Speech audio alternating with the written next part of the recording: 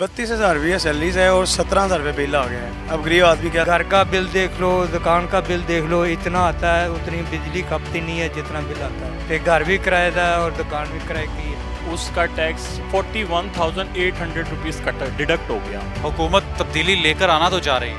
नहीं, ये इस हुकूमत के बस की बात नहीं है। ये तो पता नहीं खुद किस तरह से बैठे हुए हैं। लोगों पर, आवाम पर टैक्स लगाया गया, इसको बंद करके इनको सरकारी मुलाजमीन की जो पेंशन है उनको रिड्यूस करना चाहिए था और उस पर टैक्स लगाना चाहिए था। नहीं, पेंशन देखें इतनी ज़रूरी नहीं है, जैसे बांग्लादेश वालों ने किया था, जो उनके फंड से, जिस तरह के हमारे यहाँ पे बेनज़ीर फंड है, उन्होंने उसको ख़त्म कर दिया था। इसलिए काम ख़त्म किया था क्योंकि वो अब हमारी आवाम मफलूज होती है इस चीज़ से। अस्सलाम वालेकुम, आप देख रहे हैं प्रोग्राम न्यूज़ फीड और मैं हूं रुखशान मीर।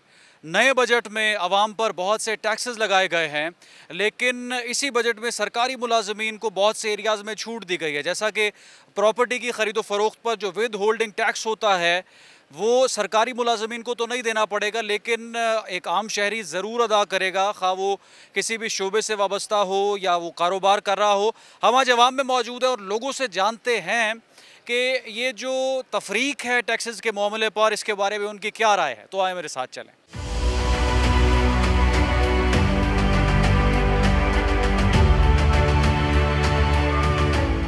सरकारी मुलाजमीन को प्रॉपर्टी की ख़रीदो फ़रोख्त पर विद होल्डिंग टैक्स नहीं लगेगा, जबकि आम जो शहरी हैं, खा वो कारोबार कर रहे हैं किसी और शोबे में, उनको टैक्स देना पड़ेगा। देखें, ये तो हमारे जो कौमी असम्बली में लोग बैठे हैं उनको सोचना चाहिए था कि हमने आवाम के फलाह बहबूद के लिए काम करना है, ना कि सिर्फ और सिर्फ सरकारी मुलाजमीन के लिए काम करना है। सरकारी मुलाजमीन हमारी जो मुल्क का बजट है उसका सबसे मेजर पोर्शन जो पेंशन में चला जाता है, उनको पहले तो ख़त्म करना चाहिए था, ना कि ये जो आम निजी लोगों पर, आवाम पर टैक्स लगाया गया, इसको बंद करके इनको सरकारी मुलाजमीन की जो पेंशन है उनको रिड्यूस करना चाहिए था और उस पर टैक्स लगाना चाहिए था।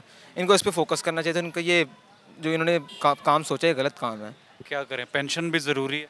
नहीं, पेंशन देखें इतनी ज़रूरी नहीं है, जैसे बांग्लादेश वालों ने किया था, जो उनके फंड से, जिस तरह के हमारे यहाँ पे बेनज़ीर फंड है, उन्होंने उसको ख़त्म कर दिया था। इसलिए काम ख़त्म किया था क्योंकि वो अब हमारी आवाम मफलूज होती है इस चीज़ से। वो पेंशन फंड पर रिलाई करते हैं और अपने जो खुद के बिज़नेस हैं वो स्टार्ट नहीं करते। कौम जो तरक्की करती है वो स्टार्टअप से तरक्की करती है, ना कि पेंशन से। प्रॉपर्टी ख़रीदो फ़रोख्त पर जो टैक्स एक आम शहरी देता है वो सरकारी मुलाजमीन नहीं देंगे। हुकूमत की तरफ से बजट में एक ऐसा फ़ैसला किया गया है। देखें जी, ये तो जो है आम शहरी का कत्लो आम है, जिसमें मैं अभी देख रहा हूँ कि परसों हफ्ते वाले दिन मेरे कज़न की सैलरी आई 1,41,000, उसका टैक्स 41,800 रुपीज़ कट डिडक्ट हो गया। वो परेशान होने लगा कि यार मेरी तो इतनी सैलरी नहीं है जितना इन्होंने टैक्स डिडक्ट कर लिया। अभी मैं यहाँ पे बैठा हुआ था आपके सामने, जब आपने मुझे बुलाया तो मैं अपने बॉसेस से यही पूछ रहा था कि यार हमारी सैलरी में से कितना टैक्स डिडक्ट होगा। और यही बात मैं अपने एक दोस्त है सरकारी मुलाजिम है, उनसे कहा कि यार आपकी 25% सैलरी बढ़ी है लेकिन आपका टैक्स डिडक्ट नहीं हो रहा, हमारा क्यों इतना हो रहा। कहने लगा यार इसके बारे में मुझे इल्म तो नहीं है, लेकिन मैंने उसे कहा कि यार मुझे इल्म है और ये ज़्यादती है यार हमारे साथ। तो वो कहने लगा हाँ यार बिल्कुल ज़्यादती है। तो इसी तरह मेरे प्रीवियस बॉस जो हैं वो नई कंपनी में गए हैं, तो उनका मुझे कॉल आई, मुझे कहने लगे कि यार आपकी सैलरी आ गई है। मैंने कहा नहीं, सैलरी तो नहीं अभी आई। तो मैंने कहा खैर से आपने मुझे कॉल की, मतलब इस कहने लगे यार मेरा 17,000 रुपये टैक्स डिडक्ट हुआ है। तो ये जो है बहुत ही ज़्यादा जो है ना, मतलब यानी सैलरीड क्लास के साथ तो सरीहन ज़्यादती हो गई बजट। बिल्कुल बिल्कुल ऐसा ही है। ये तो कत्लेआम है हमारा। अनफॉर्चुनेट जो हमारी ओपोजिशन है वो तो कोशिश कर रही है, लेकिन ये जो गवर्नमेंट आई है 17 सीटों वाली और 25 सीटों वाला जो हमें सदर दिया गया तोहफे में, इन्होंने तो जो मतलब ये बजट पास किया है तो इन्होंने ऐसी हरकतें ही करनी थी। लेकिन बहुत ज़्यादा जो है ना अफसोस है कि हम लोगों के साथ ज़्यादती हो रही है। अब फिर क्या प्लान किया है, करनी है इतने टैक्स कटवा कर जॉब? देखें जी, अगर जॉब नहीं करेंगे तो फिर घर कैसे चलाएंगे, ठीक है ना। तो बहरहाल ये हुकूमत को सोचना चाहिए। बिल्कुल जी, हम हुकूमत को भी सोचना चाहिए, सबको सोचना चाहिए। लेकिन जो सोचने वाला बंदा था वो तो जेल में है, अनफॉर्चुनेट, जिसका नाम इमरान खान है, कैदी नंबर 804 है। तो बहरहाल उसका दौर याद आता है जी। बिल्कुल रिहाई मिलनी चाहिए, बिल्कुल होनी चाहिए। अक़वाम मुत्तहिदा ने करारदाद अब पास कर दी। अगर ये अक़वाम मुत्तहिदा के जो करारदाद को अगर ये लोग इग्नोर करेंगे तो इन पे असेंशन लगेंगी। फिर ये कहेंगे जी कि इन्होंने लॉबिंग की है, ये पाकिस्तान के ख़िलाफ़ लॉबिंग कर रहे हैं। तो ये पाकिस्तान के ख़िलाफ़ लॉबिंग नहीं है, इससे पहले भी जब उनकी करारदाद आती नहीं है तो उन पर इम्प्लीमेंट होता रहा है और उनको रिहाई मिलनी चाहिए। जैसे कि आप देखें निकाह इद्दत केस, ये कोई केस हैं भला? आपकी कितनी सैलरी थी और कितना पहले टैक्स कट रहा था और इस महीने कितना कटा? अभी आज इंशाल्लाह होगी ट्रांसफ़र, अभी तक तो यही मैं बात पूछ रहा था कि कितना कट जाएगा। पहले कितना कटता था? पहले तकरीबन 700-800 रुपये मंथली कट जाता था, अब सोच के परेशान हुए कि अब कितना कटेगा। अल्लाह ताला खैर करे। आमीन, अल्लाह खैर करे, अल्लाह पाकिस्तान को तरक्की दे और हम जो है मतलब अगर हमारे टैक्स से हमारा मुल्क में तरक्की आती है तो बिल्कुल काटें, लेकिन वो ये है कि उसकी कोई रेशो कम होनी चाहिए ताकि सैलरीड पर्सन तंग ना हो। जनाब कैसे हैं? अल्हम्दुलिल्लाह ठीक। क्या करते हैं? मैं फार्मास्यूटिकल कंपनी। अच्छा, फार्मास्यूटिकल कंपनी में करते हैं जॉब। बजट देखा?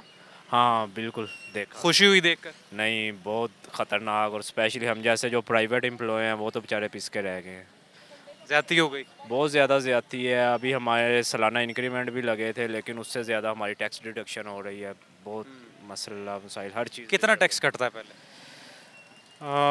कभी इस तरह नोटिस नहीं किया था लेकिन अब करना पड़ रहा है। हाँ अब काफ़ी ज़्यादा, क्योंकि बाकी भी हर चीज़ इन्होंने महंगी भी कर दी है, फ्यूल प्राइस भी सारा कुछ। अच्छा, आप तो प्राइवेट मुलाजिम हैं, सरकारी मुलाजिमीन को तो बहुत से मामलात में छूट दी गई है, जैसे कि प्रॉपर्टी पर भी और दीगर भी उनको फैसिलिटीज़ हैं। हाँ जी, प्राइवेट सॉरी गवर्नमेंट मुलाजमीन को तो उन्होंने बहुत ज़्यादा फैसिलिटेट किया है, टैक्स में छूट भी दी गई हैं।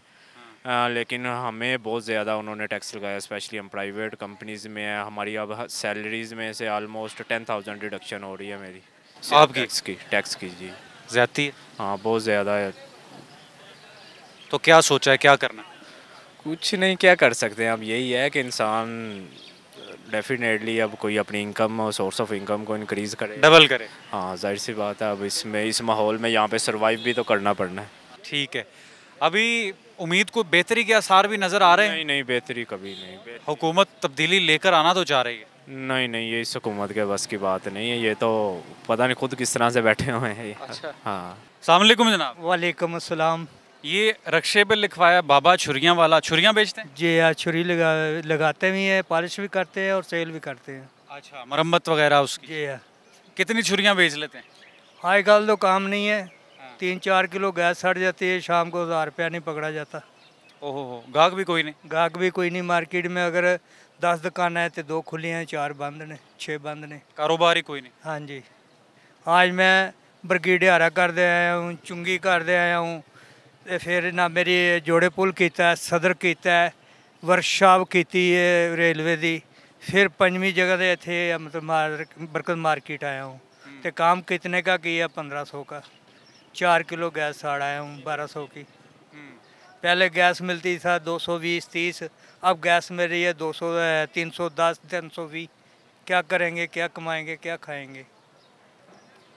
और टैक्सेस भी आप जैसे लोग दे रहे हैं जो सरकारी हैं, उनको तो छूट दे दी गई। हमारा और पहले टाउनशिप दुकान था बाबे छुरियाँ वाले, मेरा टैक्स पे है, मैं टैक्स वर्कर हूँ कि समझे। मैं टैक्स 6 महीने का 5000 रुपया देता हूँ मैं, साल का 10,000 रुपया देता हूँ मैं।